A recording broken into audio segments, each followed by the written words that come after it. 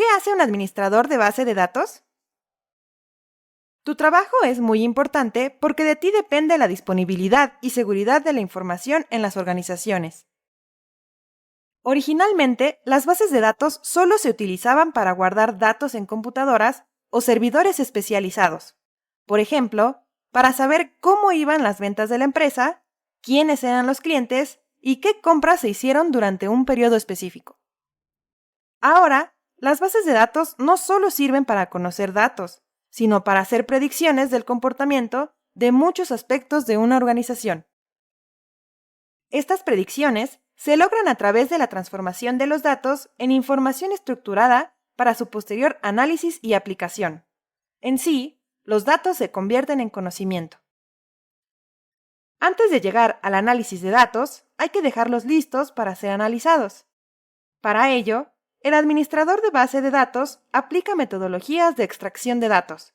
Posteriormente, los transforma en un repositorio de información más eficiente, que permite realizar búsquedas gracias a que la información está enfocada a un objetivo de predicción.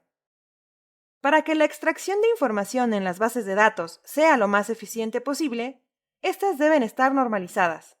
Es decir, todo proceso de modificación debe cumplir con las normas de la organización, de tal manera que el repositorio se alimente de información que cumpla con el objetivo de predicción. Todos estos procesos se realizan con el sistema gestor de base de datos, herramienta primordial del administrador, porque en ella se crea y manipula la base de datos. Como administrador de base de datos, manejarás información que no te pertenece, por lo tanto, malas prácticas como nunca compartas o modifiques la información de una base de datos sin la autorización de tus superiores o tus clientes. No copies o robes información de una base de datos para usos alternativos.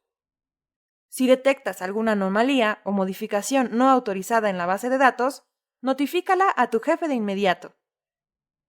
Todo almacenamiento, acceso, uso, comunicación, manipulación y disposición de información de la base de datos lo debe conocer tu cliente o supervisor. Estas recomendaciones te servirán para que puedas hacer tu trabajo lo mejor posible, además de entender la responsabilidad detrás de la administración de base de datos.